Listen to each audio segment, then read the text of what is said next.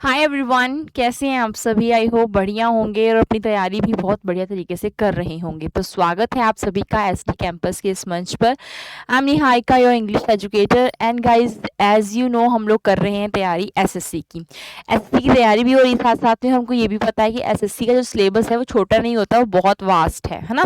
तो जैसे मैंने आप लोगों को अपने प्रीवियस वीडियोज़ देखेंगे ना, तो उसमें मैंने आप लोगों को छोटे छोटे क्रिस्प दिए हैं। मैंने आप लोगों को नाउन के रूल्स दिए, मैंने आप लोगों को नाउन तो पढ़ाया, प्रोनाउन पढ़ा दिया, कौन कौन से कॉन्सेप्ट जो है वो ज़रूरी हैं आप लोगों के एग्जाम के लिए, वो सब कुछ बताया। अब कुछ बच्चों का जो पेपर है, specially now days that paper is going on off SSC CPO का पेपर चल रहा है आजकल। ठीक है, तो एक सेशन, एक वीडियो आप लोगों के लिए आई, इसमें मैं ये बताऊंगी कि एसएससी सीपीओ में किस तरह की इंग्लिश आई, क्या लेवल रहा इंग्लिश का, वो सारी चीज़ें बताऊंगी। और साथ में आप लोगों को ये जो सीरीज़ है ईडियम्स की, ये भी प्रोवाइड की जाएगी मेरे द्वारा, सो दैट आप लोगों को एटलीस्ट ये तो क्लियर रहे कि जो मतलब ईडियम्स होते हैं वो इम्पॉर्टेंट भी होते हैं हमारे लिए। क्योंकि अगर आप लोग देखोगे ना, मैंने आप लोगों को एक प्रीवियस ईयर यहाँ पर दिया है। कौन सा प्रीवियस ईयर दिया? एसएससी का, एसएससी सीपीओ का प्रीवियस ईयर पूरा सेट दिया। तो उस सेट में अगर आप लोग देखोगे ना, एक क्वेश्चन पेपर मैंने पूरा आपको दिखाया कितने क्वेश्चंस थे उसमें 30 क्वेश्चंस हैं। और 30 क्वेश्चंस में आप लोगों को बता देती हूँ पढ़ना क्यों जरूरी है, ईडीएम्स पढ़ने इतने क्यों जरूरी है हमारे लिए, क्योंकि वहां पर कितने क्वेश्चन है? 30 क्वेश्चंस है। ठीक है, और 30 क्वेश्चंस में गाइस अगर आप लोग देखोगे ना, तो कितने ईडियम्स पूछे गए हैं आपको? 6 से 7 ईडियम्स उस एक ही पेपर में उन्होंने पूछ लिए हैं। एसएससी के 6 to 7 इडियम्स पूछ लिए गए। तो क्या आप लोगों को नहीं लगता कि ये मतलब बहुत ज़रूरी है इस चीज़ को पढ़ना, कि इडियम्स हमको आते हों, है ना। तो मैं आप लोगों के लिए क्या लेकर आई हूँ, इडियम्स की ही मैंने एक सीरीज स्टार्ट की है, सो दैट आप लोग अच्छे तरीके से पढ़ पाओ, अच्छे तरीके से जो है आप लोग कर पाओ। ठीक है, चलिए स्टार्ट करेंगे आज की सीरीज़ को। जल्दी से आइएगा, जो स्टूडेंट्स अभी तक नहीं आ सके इस क्लास में, वो भी आ जाएं, जल्दी से उपस्थित हो जाएं सभी स्टूडेंट्स, जल्दी से। बहुत बढ़िया। तो बात हो रही है ईडियम्स की, तो ईडियम्स की बात हो रही है। तो गाइज यहाँ पर आपको सबसे पहले जो ईडियम है वो है from stem to stern. Stem to stern का मीनिंग क्या होता है? स्टर्न, स्टर्न इंसान होता है बहुत सीरियस इंसान, ठीक है। बट ये जो ईडियम होता है वो पूरी तरह अपना जो ट्रांसलेशन नहीं करनी। याद रखिएगा, जब भी आप लोग ईडियम्स पढ़ते हैं तो you never go for translation. आप लोगों को एक काम बिल्कुल नहीं करना, ट्रांसलेशन गाइज बिल्कुल नहीं करनी। और जो स्टूडेंट्स ट्रांसलेशन करते हैं वो गड़बड़ी कर लेते हैं। आप लोग कई बार गेस करते हैं ना ईडियम का क्या मीनिंग होगा, तो गेस वर्क करते रहो, बट थोड़ा सा स्टार्टिंग से चलते हैं। ठीक है, आप लोगों को ये समझना पड़ेगा, कुछ ईडियम्स तो आपको याद करने पड़ेंगे, एज इट इज आपको याद करने ही पड़ेंगे। जैसे कि आ गया फ्रॉम स्टेम टू स्टर्न, शुरू से अंत तक। बिगिनिंग टू एंडिंग तो मैम कहीं नहीं कहीं फिर यहाँ पर आया from the beginning to ending, जी नहीं। अगर आप लोगों के दिमाग में ये आ रहा है बी ऑप्शन, तो आप लोगों का गलत है। सही आप लोग गेस कर रहे हो, मतलब तरीका आपका सही है गेस करने का गाइस। यहाँ पर मैं एक ही बात कहूंगी, आप लोगों का जो वे है, जी, जो आपका वे है गेस करने का, that is the right one. वो सही तरीका है कि मतलब बिगिनिंग टू एंडिंग की बात हो रही है, यहाँ पर बिगिनिंग टू एंडिंग की शायद बात हो रही है, तो इसलिए हम लोग कह रहे हैं। बट ऐसा नहीं है, इसमें ये वाली चीज नहीं आएगी। आप लोगों को क्या याद रखना है, इसमें शिप की बात होती है, स्टेम टू स्टर्न। ये जो ईडियम होता है पर्टिकुलर गाइज, ये यूज होता है शिप के लिए। दोबारा से बोलूंगी, इसको कर लो, कि बहुत सारे स्टूडेंट्स को इसका आंसर नहीं आ पाता, तो इसलिए कह रही हूँ ये जो ईडियम होता है ये यूज होता है शिप के लिए। स्पेशली ये ईडियम शुरू होता है शिप के लिए। All the way from the front of a ship और टू द बैक। ठीक है, फ्रंट से लेकर बैक तक के लिए ये ईडियम जो है शिप के लिए, स्पेशली किसके लिए ईडियम यूज होगा? पर्टिकुलर शिप के लिए ही ये पर्टिकुलर ईडियम यूज होता है। ओनली ऑन स्पेशली शिप के लिए ईडियम होगा, all the way from the front of a ship to the back. तो बैक वाला जो उसका पार्ट होता है उसको स्टर्न कहते हैं, याद रखिएगा। ठीक है, स्टेम टू स्टर्न तक की बात हुई है। ठीक है, शुरू से अंत तक की बात हुई, सही कहा है। बट यहाँ पर आप लोगों का जो राइट आंसर आएगा वो आएगा all the way from the front of a ship to the back. This will be the right one. The next one देखिएगा, नेक्स्ट वन आप लोगों का है over eggs the pudding. Over egg the pudding. अच्छा, आप लोगों ने pudding देखा हो, पुडिंग पता होगा आप लोगों को। पहले तो पुडिंग का पता होना चाहिए। सबसे जरूरी क्या है कि मैम हमको पुडिंग पता होना चाहिए। एग तो हमको पता है अंडा होता है, बट मैम पुडिंग क्या होता है? अब कुछ स्टूडेंट्स को पता होगा, कुछ स्टूडेंट्स को नहीं पता होगा। तो आप लोगों ने कभी ये देखा होगा, पहले पुडिंग की बात करते हैं, पुडिंग होता क्या है। तो पुडिंग गाइस क्या होता है, जब याद रखिएगा, पुडिंग जब हम लोग केक होता है, केक को डेकोरेट करते हैं। मान लीजिएगा यहाँ पर एक मैं आपको केक बनाकर दे रही हूँ। जो स्टूडेंट्स एकदम न्यू होते हैं और जिनको बिल्कुल इंग्लिश नहीं आ रही होती ना, उनके लिए ये चीज़ मैं बहुत ज़्यादा स्पेशली करती हूँ। एक केक बन रहा है हमारा, ठीक है, 3 पॉन्ड वाला, ये ऐसे है ना, 1 1 2 3 ये वाला। तो यहाँ पर अगर मैं जेम्स लगा देती हूँ, मान लीजिए मैंने जेम्स लगा दिया, मैंने कोई क्रीम बिछा दी इस केक के ऊपर ना, कोई क्रीम बना दी, इसमें अलग सा केक है ना, हैप्पी बर्थडे टू यू कर देंगे हम लोग, है ना, मान लेते हैं। ऐसा केक हमारा वैसे इतना अच्छा नहीं बना, बट इसके ऊपर मैं चॉकलेट सिरप डाल देती हूँ, या फिर मैं कुछ है ना चॉकलेट, या फिर मैं कैरेमल डाल देती हूँ, है ना, लिक्विड कोई चीज़ जैसे चॉकलेट सिरप डाल दूँ ऊपर से, है ना, तो वो पुडिंग कहलाएगा। शहद डाल देते हैं हम लोग, देखा होगा आप लोगों ने, मीठा मीठा कुछ हो रहा है ना, चाशनी डाल देते हैं इसी चीज़ के ऊपर, तो पुडिंग होती है। पुडिंग होता है जब आपका ऑलरेडी चीज़ होती है, उसके ऊपर हम डेकोरेट करने के लिए कुछ करते हैं, तो डेकोरेशन जो आती है वो पुडिंग आती है। कहते हैं उसी पर पुडिंग किस चीज़ की है ना। फ्लेवर तो पता है, फ्लेवर तो हमारा एंड नीचे वाला होता है फ्लेवर, मतलब उसके अंदर क्या टेस्ट आ रहा है, बट स्टिल पुडिंग होता है उसके ऊपर, टॉप पर हमारा क्या है इसके ऊपर, मतलब किस चीज़ का टेस्ट है, किस चीज़ का डेकोरेट कर रहे हो, है ना, जो खाने वाली भी हो, तो वो होती है पुडिंग। अब कहा गया है over egg the pudding, pudding के ऊपर एग रख दिया जाए। पुडिंग भी है, केक के लिए पुडिंग भी यूज होती है, आपको पता है, एक पैन केक भी होगा उसके लिए आप पुडिंग लगा देते हो तो बहुत अच्छा लगेगा ना, पुडिंग डाल देते हो उसके ऊपर, पुडिंग की हुई है मतलब डेकोरेट किया है।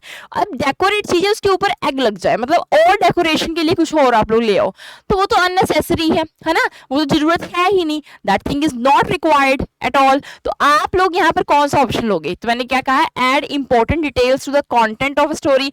इंपॉर्टेंट तो नहीं है ना। अब आप देखिए यहाँ पर हमने केक बनाया था गाइस कि नहीं बनाया, आगे बनाया होगा, है ना। अब इसके ऊपर मैं दोबारा एक अंडा लगा दूं, इसके ऊपर भी अंडा लगा दूं, तो क्या रिक्वायर्ड है वो अंडा, जी नहीं मैम, मतलब कितना बेकार लगेगा ना देखने में। तो डिटेल्स तो हम लोग मतलब ऐड तो करेंगे, मतलब कुछ ऐड कर रहे हैं, ठीक है, ऐड कर रहे हैं, तो इसका मैंने कहा था ट्रांसलेशन नहीं लेनी सीधी सीधी, तो ट्रांसलेशन नहीं लेनी, लेना क्या है, अब ध्यान से देखो, इसमें आप लोगों को ध्यान रखना है कि इसमें इंपॉर्टेंट डिटेल्स नहीं लेंगे। Details in order to make something more exciting, जी नहीं, बेकार ही लगेगा अगर अंडा डाल दोगे इसके ऊपर, फालतू का अंडा रख दोगे तो कोई मतलब ही नहीं है। तो add unnecessary detail to make something seem better or worse, आप तो अपने अकॉर्डिंग तो उसको अच्छा सा कर रहे हो ना, हो सकता है कि आप उसको अच्छा कर दो बट वो तो वर्स दिखाई देगा। फॉर एग्जाम्पल मैं आप लोगों को कहूँ, कई बार क्या होता है, लड़कियां ना सुंदर होती हैं, नेचुरल ब्यूटीफुल होती हैं, कई बार देखा आप लोगों ने नेचुरल ब्यूटी होती है किसी की, बिना मेकअप के भी चल जाएगा, फिर भी वो मेकअप कर लेती हैं। कुछ लड़कियां होती हैं जिनके ऊपर मेकअप बिल्कुल भी सूट नहीं करता, सजती हैं संवरती हैं, बट क्या होता है, इतने बड़े बड़े हार पहन लेंगी, है ना, और इतना जरूरत नहीं है वहां पर फैशन करने की, या इतना सजने धजने की जरूरत नहीं है, फिर भी वो ओवर कर लेती हैं। तो हम लोग सोचते हैं कि यार हम लोग बड़ी अच्छी लगेंगी, बट हम बिल्कुल अच्छी नहीं लग रही होती है ना, तो वहां पर फैशन की सेंस बिल्कुल ना हो। Add unnecessary details to make something seem better or worse, ठीक है, या तो अच्छा दिखाई दे इसलिए आप लोग अननेसेसरी कुछ चेंज कर देते हो, उसमें कुछ और चीजें ऐड कर देते हो, या तो वो बहुत ही भद्दा दिखाई दे, ठीक है, उसके बाद फिर ये रिजल्ट आएगा।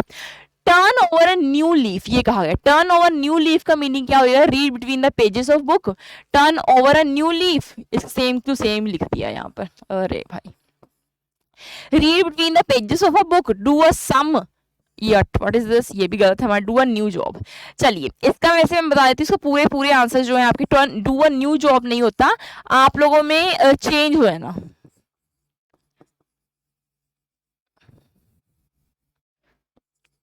स्टार्ट हो जाए आप लोगों में, स्टार्ट अ चेंज, ठीक है, कुछ आप में चेंज हो, और किस में चेंज हो जाता है, वो पॉजिटिव हो, ये पॉजिटिव ईडियम है, मतलब क्या है इसमें, इसमें किसी चीज में क्या होता है, चेंज हो जाता है, और इंसान आप लोग क्या होते हैं, बढ़िया बन जाओ। For example he turn over हाँ, he turn over new leaf, now he has quit smoking, उसने अब स्मोकिंग करना, स्मोक करना छोड़ दिया है, अब वो क्या बन गया, एक न्यू लीफ बनता जा रहा है, नया पत्ता बनता जा रहा है, दिन ब दिन वो मतलब चेंज आ गया। कई बार क्या होता है, एक मतलब पेड़ होता है या फिर प्लांट होता है, उसमें अगर आप लोग वाटर डालते रहते हैं, सूखा हुआ होता है ना वो प्लांट, बट आप जब उसमें पानी डालना थोड़ा शुरू कर देते हैं तो मुरझाया हुआ भी थोड़ा खिलने लग पड़ता है फूल, है ना, या पत्ता भी खिलने लग पड़ेगा, अगर उसको पानी की कमी होगी और आपने पानी रिक्वायर्ड कर दिया, उसको मतलब दे दिया आपने, प्रोवाइड कर दिया, तो चेंज आ जाना किस चीज में, वो भी पॉजिटिव वे में चेंज आ जाना, तो that is called turn over a new leaf. Clear everyone. Take up the hatchet, ये कहा गया, टेक अप द हैचेट, अब इसका मतलब क्या होता है, behave formally, pursue a chance, यहाँ पर ई नहीं रखा, ये टाइपिंग मिस्टेक हुई है लगातार, be caught in a trap, prepare for और गो टू अ वॉर। ठीक है, हम लोग यहाँ तो किसी चीज के लिए प्रिपेयर हो, तैयार हो, या हम लोग कहाँ पर जाएं, हम लोग लड़ाई करने के लिए जाएं। Be caught in a trap, किसी ट्रैप में हम लोग क्या हो जाए, फंस जाएं। फिर कहा गया परस्यू अ चांस, किसी चांस को परस्यू करना, पकड़ लिया चांस, उस पर काबू पाए रखना। अगला एक और आप लोगों का मीनिंग दिया गया है बिहेव फॉर्मली, तो क्या हो जाएगा, फॉर्मल वे में बिहेव करें। टेक अप द हैचेट, देखो भाई आप लोगों को याद तो नहीं होगा ये इडियम, एज इट इज आप लोगों ने याद करना हो, या इसको मतलब एक ट्रिक से याद करते हैं अब, है ना। हैचेट नहीं याद, कुछ नहीं पता इसका मीनिंग क्या है क्या नहीं। हैट है, आप लोग अपना हैट पहनते हो, किस चीज के लिए पहनते हो, फाइनल आप लोग बैठे हो यार, हैट पहन लिया आपने, उठे हो एकदम, हैट पहन लिया, शूज पहन लिए, तो मतलब आप लोग कहीं जा रहे हो कि नहीं जा रहे, है ना। सो हैट कब पहनते थे पहले वाले लोग, अपनी पगड़ी कब पहनते थे, जब वो बाहर जाते थे। और आप लोगों को बाहर जाने के लिए यहाँ पर कुछ आया, be caught in a trap, जी नहीं। परस्यू अ चांस, कोई चांस को परस्यू करना है, पकड़ना, वो नहीं। बिहेव फॉर्मली, जी नहीं। हम लोग जब करते हैं प्रेपरेशन, कहाँ जाने के लिए प्रेपरेशन करते हैं, किसी वॉर में जाने के लिए, किसी लड़ाई में जाने के लिए हम लोग प्रेपरेशन करते हैं, that is called take up the hatchet. Hatchet का मतलब है जो भी सामान है अपना लो, पकड़ो, चलते हैं, है ना, अपने अस्त्र शस्त्र पकड़ो, चलते हैं। तो हैचेट मीनिंग क्या हो जाएगा, अपनी अपनी हैट पकड़नी है, याद रखना, किसको पकड़ना है, अपने अपनी हैट को पकड़ना है। तो आप लोग जा रहे हो लड़ाई करने, प्रिपेयर फॉर और go for go to war. Clear this one. Next one, at loose ends, next आपका इडियम है एट लूज एंड। तो आप लोगों को जितनी देर की ये क्लास है इसको पूरा देखना है, 5, 6, 7, 8 जितने इडियम इस क्लास में होंगे अच्छे तरीके से करके जाने हैं स्टूडेंट्स, सो दैट आप लोगों का जो SSC CPO, CGL, MTS, GD कोई पेपर, सीएचएसएल पेपर है तो आप लोगों का क्वालिफाई आप लोग कर पाए। ठीक है, the next question is at loose ends. Loose ends, इसके एंड भी क्या हो, लूज हो। चलिए, रिपे डेट्स, डेट्स का मतलब क्या होता है, कर्जा, उसको क्या करना, आपने रिपे कर देना। इन अनसर्टेन सिचुएशन, जो कि क्या हो, सर्टेन ना हो, अनश्योर होना। अनसर्टेन का क्या मतलब होता है, अनश्योर। ठीक है, आगे चलता है, कीप ऑप्शंस ओपन, की ओपन रखे हम लोग ऑप्शंस को। Tie to loose ends of a thread, tie करना, टाई अप करना, जो लूज एंड्स होती हैं उनको हमने जो थ्रेड की उसको टाई अप करना। एट लूज एंड्स, तो एट लूज एंड्स का मतलब क्या है भाई, हम लोग लूज हो जाते हैं, कई बार देखा हम लोग लॉस्ट हो जाते हैं, किसी किसी मतलब विचारों में हम लोग खोए रहते हैं, और हम लोग हो जाते हैं कंफ्यूज्ड। और कंफ्यूज होने के बाद क्या हम लोग डिसीजन मेकर होते हैं, क्या हम किसी चीज़ का डिसीजन ले सकते हैं, नहीं ma'am. So we are not good decision maker there, है ना। सो फॉर दैट रीजन हमारा यही आएगा, in an uncertain situation, this will be the right one. ठीक है, तो क्या आ जाएगा आप लोगों का, third option will be the right one. क्या हो जाएगा यहाँ पर, in an uncertain situation, unsure situation हो, उसको हम लोग कहते हैं एट लूज एंड्स। किसमें होते हैं आप लोग, लूज एंड्स में होते हैं। आप लोगों का एंडिंग जो है आपकी लूज हो, मतलब कि आपको, आपने स्टार्ट तो कर दिया कोई काम, ठीक है, फिनिश करना नहीं आ रहा, तो मतलब आपको पता ही नहीं है कि अगला स्टेप आप लोग कैसे लो, है ना। कंफ्यूज हो जाओगे आप लोगों को, अनसर्टेन सिचुएशन रहेगी, आपको पता ही नहीं इसमें श्योर हो कि नहीं हो, ना। सो अनसर्टेन, अनश्योर रहना। The next one is with might and main, ये बहुत इंपॉर्टेंट है, ये बहुत सारे पेपर में आप लोगों को पूछा भी गया है, तो मैंने वही उठाए हैं जो कि प्रीवियस ईयर में रहते हैं, जो बार बार आप लोगों को रिपीट होंगे और जो बार बार आपको आते हैं पेपर में। ठीक है, वही वाले मैंने उठाए हैं आप लोगों के लिए इडियम। कहा गया है विद माइट एंड मेन। अब माइट का मतलब क्या होता है, आप लोगों ने एक ना अगर आप लोगों ने कार्टून सुना होगा माइटी राजू, तो माइटी से आपका बना है माइट, तो माइटी का मतलब होता है पावरफुल। ओके, और दूसरा होता है, इसका मीनिंग होता है ब्रेव। दो गए, ब्रेव हो गया और पावरफुल हो गया। अब कहा गया है माइटी, माइटी मतलब with full risk, with full force, having full confidence, with full blessing. So full blessing नहीं होगा, माइट का मैंने आपको मीनिंग बता दिया। मेन विद फुल फोर्स जो होगा आप लोगों का यहाँ पर राइट हो जाएगा आंसर। ठीक है, पावर होता है, ब्रेव होता है, मतलब फुल फोर्स के साथ माइट हो, माइट एंड मेन। ठीक है ना, विद माइट एंड मेन मतलब फुल फोर्स के साथ आप लोग किसी चीज को करो, फुल पावर के साथ आप लोग किसी चीज को करो, that is called with might and main. Is it clear. The next one, ruffle somebody's feather, क्या करना, किसी के रफल करना फैदर को। अच्छा, एक वर्ड होते हैं, दो होते हैं गाइस, इस चीज को याद रखो। एक होता है विंग, एक वर्ड आपका आता है, आ जाएगा wing, and the second one is feather. कौन सा होता है, फैदर होता है। ठीक है, एक वर्ड आपका हो जाता है विंग और एक हो जाता है फैदर। अब मैम कहाँ पर हम लोग फैदर यूज करें, कहाँ पर हम लोग विंग यूज करें, ये बहुत इंपॉर्टेंट है। विंग हम लोग यूज कर सकते हैं जब आप लोगों ने देखा है पंख, पंख, और हम लोग कहते हैं पक्षी के क्या होते हैं, पंख होते हैं। मैंने तो पंख से दोनों मतलब होते हैं, विंग भी तो फैदर होता है, विंग भी तो क्या होता है मैम, पंख होता है ना। विंग भी क्या होता है हमारा, पंख ही होता है। और मैम फैदर भी पंख होता है। अब देखिए गाइस, अगर आप लोगों ने देखा होगा मोर, मोर का पंख मिलता है आप लोगों को, मोर का पंख मिलता है, बट मोर का पूरा पंख तो नहीं मिलता ना। अगर यहाँ पर हमारे पास, मैं ट्राई करूंगी इसको बनाने की बर्ड, बट बनेगा नहीं मेरे से, ये भी पता है, because I have really bad bad I am really good bad in drawing, ठीक है, बहुत गंदे तरीके से ड्राइंग बनाती हूँ। चलिए, यहाँ पर ये जो पूरा फैदर होता है, इसको क्या कहते हैं हम लोग, फैदर कहेंगे, ठीक है। ये जो चीज होती है ना, इसको हम लोग फैदर कहेंगे जी, इसको हम कहते हैं विंग, ठीक है। और ये इसका अगर एक छोटा सा हिस्सा आपका टूटा हुआ आपको मिल जाता है, कहते हैं ना मोर का हमको पंख मिल गया है ना, तो वो क्या हो जाता है, वो हमारा क्या होता है, फैदर हो जाता है। क्लियर। विंग क्या होता है, उसका पूरा पार्ट, पूरा पार्ट, ठीक है। और फैदर क्या होता है, जो एक छोटा सा हिस्सा मिलता है ना, जो उसमें से हम खुश हो जाते हैं, हम लोग उठाकर अपनी बुक्स में रख लेते हैं, नोटबुक्स में रख लेते हैं, तो that is called feather. Clear this one. Next one देखिए, अब इसे क्या कहा गया, रफल समबडीज फैदर।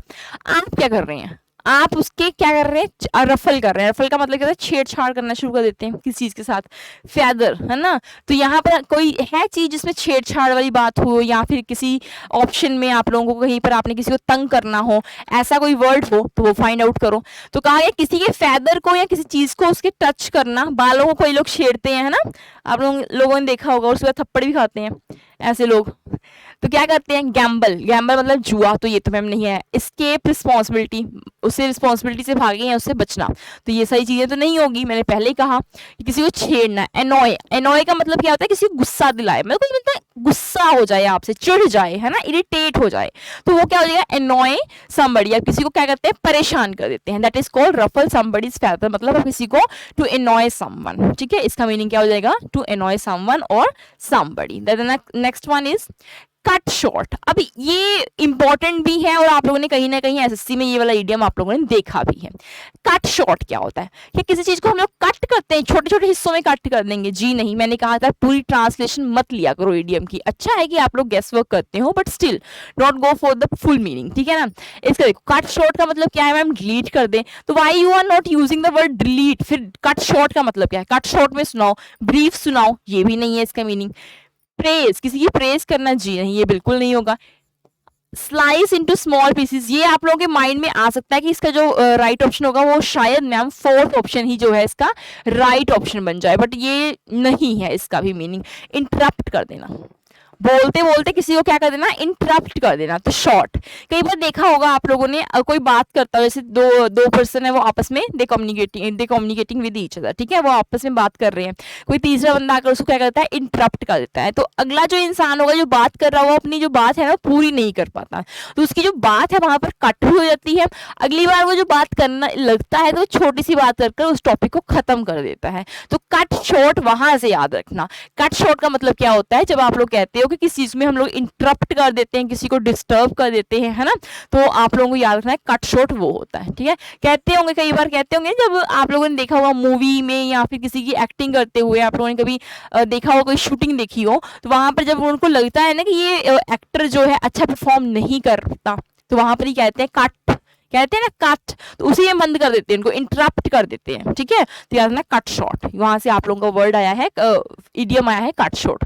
अब एक और आप लोगों का इडियम है बैड ब्लड। उस दिन हम लोगों ने एक इडियम किया है, अगर आप लोगों ने नहीं देखी वो क्लास, तो मैंने पिछली आपको क्लास में एक इडियम करवाया था, ब्लू ब्लड। तो ब्लू ब्लड क्या होता है, मैंने कहा था ब्लू ब्लड क्या होगा, जो कि ऐसा इंसान जो कि हाई फाई फैमिली है ना, उससे क्या करता है, हाई फाई फैमिली से क्या करता है, रिलेट करता है, ठीक है, वो उससे रिलेट होता है, उससे क्या होता है, उसके रिलेशन होते हैं, तो वो क्या हो जाएगा, वो ब्लू ब्लड हो जाएगा। बैड ब्लड क्या होता है मैम, वॉर, युद्ध, इल फीलिंग, थ्रेटनिंग एटीट्यूड, या फिर in an infected state of being. तो क्या होता है भाई, बैड ब्लड, बुरा खून, जी नहीं, बुरा खून बिल्कुल नहीं होगा इसका आंसर।